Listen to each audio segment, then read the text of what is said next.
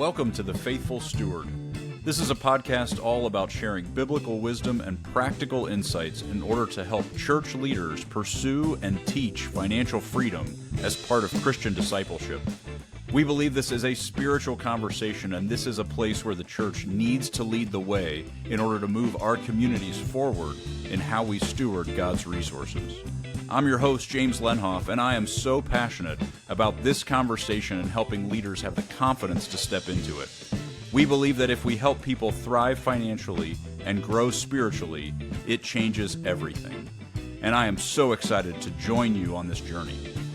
This podcast is brought to you by Good Sense. If you'd like more information about what we're up to, you can go to our website at goodsensemovement.org. All right, let's get started with today's conversation. All right, so we have walked through the last 6 episodes, our 6-week series that we take people through in that Freed Up app, the content that we've been teaching for many, many years. And today I just want to wrap up some of that work by talking about this idea of faithful stewardship. What are the indicators? What does it look like? What does it feel like? What does it result in?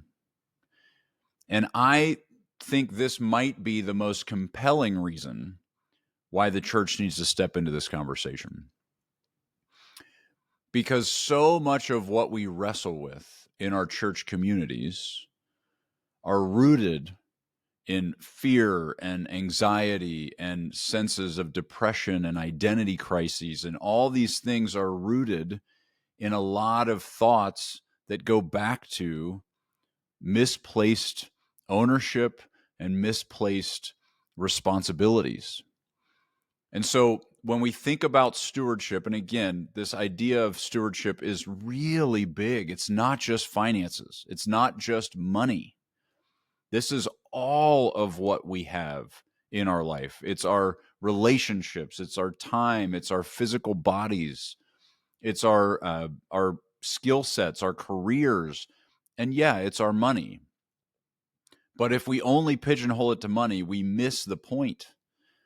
And if we call people to faithful stewardship where they recognize that ownership is not theirs, it's God's, God owns all of those things, then the result, the character traits, the identity of a faithful steward is so easy to pick out because they all look the same when you boil it down.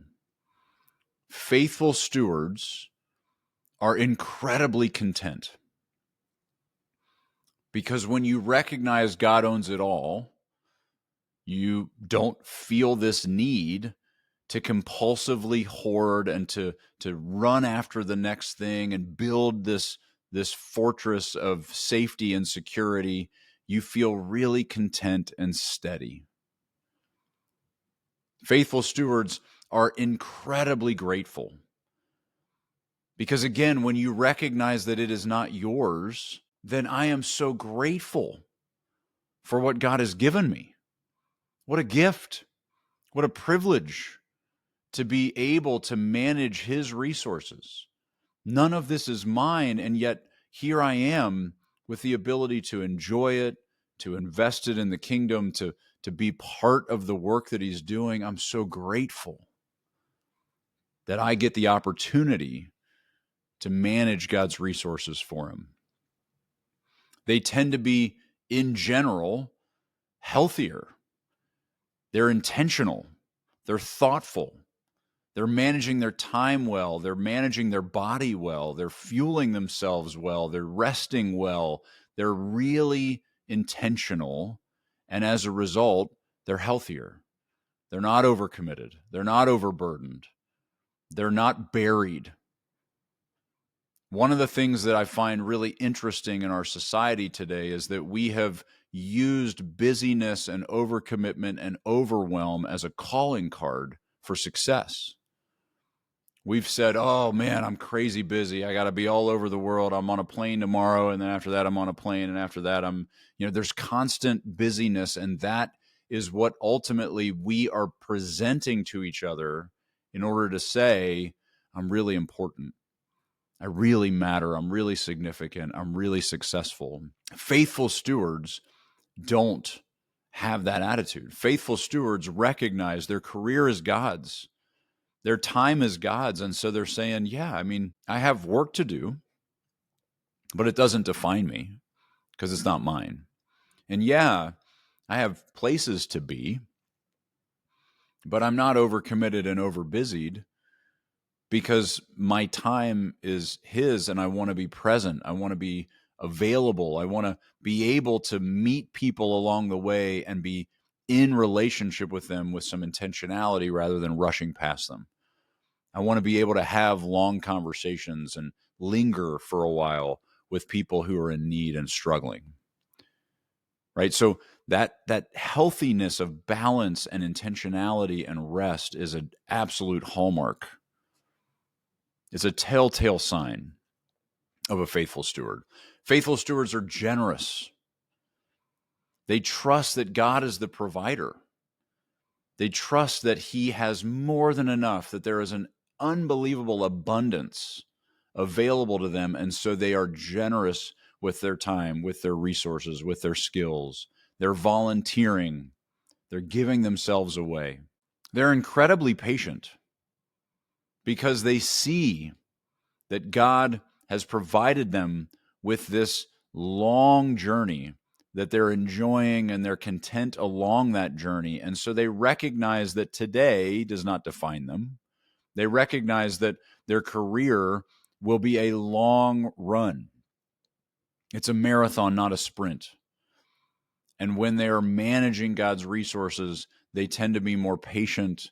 They're not seeking quick wins and get rich quick schemes. They're really steady and comfortable and patient. They trust in His sovereignty over those things. And they are incredible perseverers.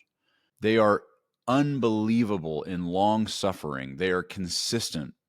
They are willing to struggle and fight for things. They're willing to step in and serve, even when it's hard and exhausting, because they're pouring themselves out.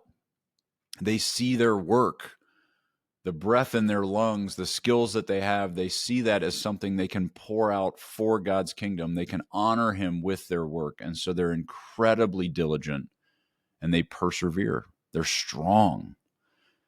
Now, as I go through that list of things that identify a faithful steward, imagine what the church community would look like if that was what that community was full of. If the consistent experience of the families in your community was faithful stewardship. And so that meant that their consistent experience was contentment and patience and peace and trust and generosity and perseverance and gratitude. Oh my goodness, what would that mean for the city that you live in and that you serve? What would that mean for your community? What would it mean for this country if we had the church living this way? But so often, our church is full of people who are not stewarding their time well, who are way overcommitted to kids' activities and to work, and they're just giving way more of themselves than they can afford to give. We have families that feel a sense of scarcity and fear. They're afraid that they're going to run out of money. They're afraid that it's not going to work. They're afraid that their career is at risk. They're constantly anxious about the future, and it is really hard to step into obedience from a place of anxiety. We have people who are not feeling the confidence to be generous because they are struggling to just make ends meet. They're medicating emotion. They're spending money they don't have to feel better, and there's not enough to go around and to be generous with because they haven't solved those problems, right? I think the church has the ability to change our culture dramatically. And I'm afraid that instead, the culture has informed the church and changed it dramatically. Do we look different? than the non-believer? Do we look different than the person who doesn't know Jesus? I don't know. In a lot of ways, we look pretty similar. And I think faithful stewardship is what sets us apart. It's what changes our communities. It changes relationships. It moves us to a place where we are more intentional, more aware of how all of these resources are being spent, because we want to honor God with every last bit of them. Jesus was very clear that you cannot serve both God and mammon. And mammon, in my mind, is this system. It's this desire for self-gratification and self-indulgence. It's not just money. It's the whole system that's built on consumerism. You can't serve both of them, because that system of consumerism is built entirely on entitlement and ownership, right? If I own it, I get to spend it however I want, and I want to spend it on myself. And so we can't serve both of those, because if we serve the one, if we serve mammon, we are stepping into an ownership mindset and an entitlement mindset, and it is the opposite of faithful stewardship. And if we step into serving God, by definition, we are stepping into a position of stewardship, which means mammon is not even on our radar. Now, I know that's really Pollyannish. It sounds really idealist, and it is. I agree. But I really think that that is the division. That is the dividing line. That's how Jesus spelled it out. It's either this or it's that. And we need to call our communities to choose serving God, and serving God looks like faithful stewardship. Now let's bring this to practical. So that's the spiritual, those are the spiritual markers, those are the relational markers of what a faithful steward looks like.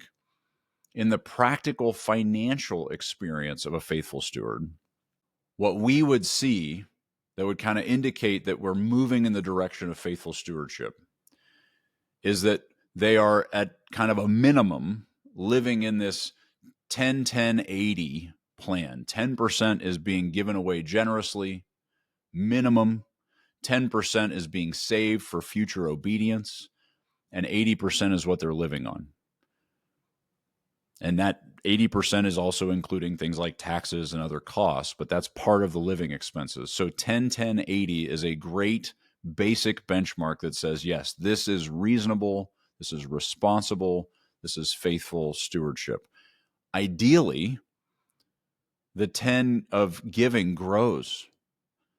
Ideally, we are in a place where we can allow our lifestyle to stop growing, to stop continually chasing our income.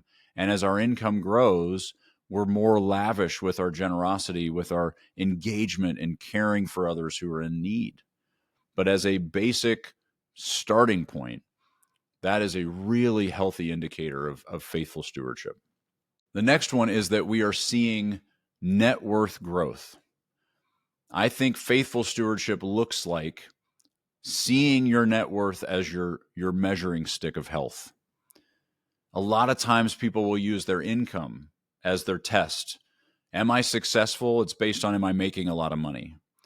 Well, I can tell you, making a lot of money doesn't mean you're a faithful steward, right? Making a lot of money just means you're making a lot of money. If you're spending it all, you're not faithful in your stewardship. You're in that serving mammon camp. You are basically self-indulgent, and you are making sure that you're enjoying all of that money.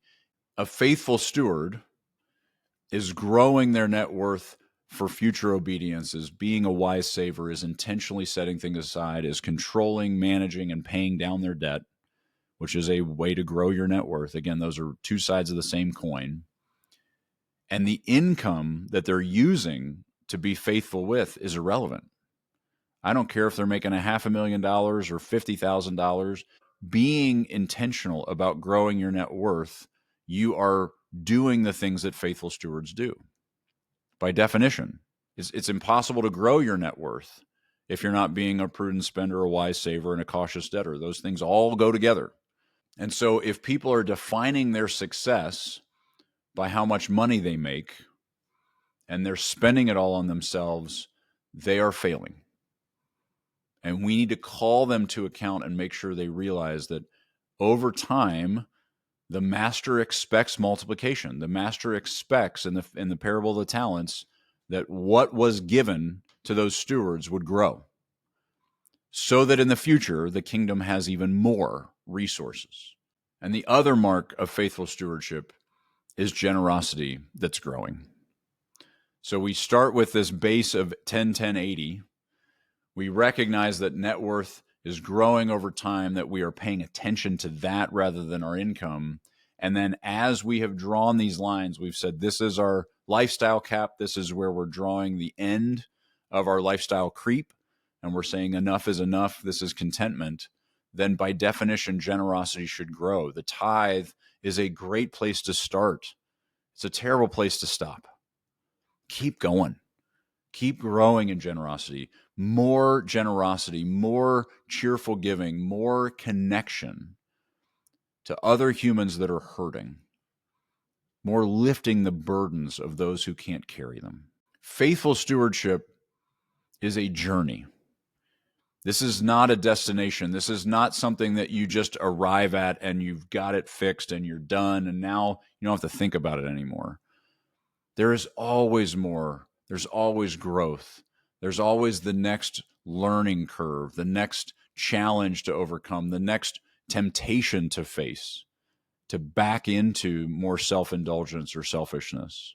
There's always more in this journey. And so it always looks different. People are at different stages in the journey. They're discovering different things. They're learning the things that ignite generosity and make their heart come alive.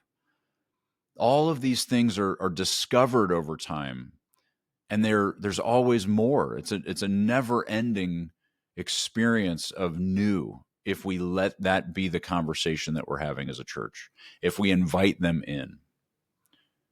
When we see these incredible faithful stewards engaged in relationship with each other and talking about what they're learning, teaching each other, being unafraid to have conversations about stewardship because it's a language that the church is speaking. It's a topic that the church is teaching on. It's a constant conversation. Then we are fostering a community that is growing together in faithful stewardship. We're not carving them off into separate conversations and sending them into different corners and having them learn totally different thoughts and totally different approaches. We're bringing them all together and calling them into this beautiful journey of discovery, growing together as faithful stewards, and then giving themselves away as a community of stewards to the city that you live in, to the place where you've been planted, in order to bring the kingdom of God into that town. This is why the church needs to lead this conversation. It is so countercultural. It is so opposite of what all of our people are hearing and learning every day from the rest of the world. And if we stay silent, we will look like everybody else. This is our opportunity to call our people to a totally different identity that releases the kingdom into a community that is desperate for the peace and the contentment and the confidence and the trust that faithful stewards have. This world is full of reasons to be afraid and selfish, and we need people who are unafraid and selfless. That's the antidote. Faithful stewardship is the antidote.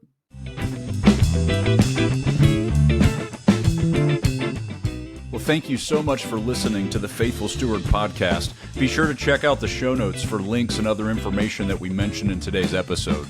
Also, be sure to check out our website at goodsensemovement.org to get all the resources we offer churches to help equip them in teaching financial stewardship to their community.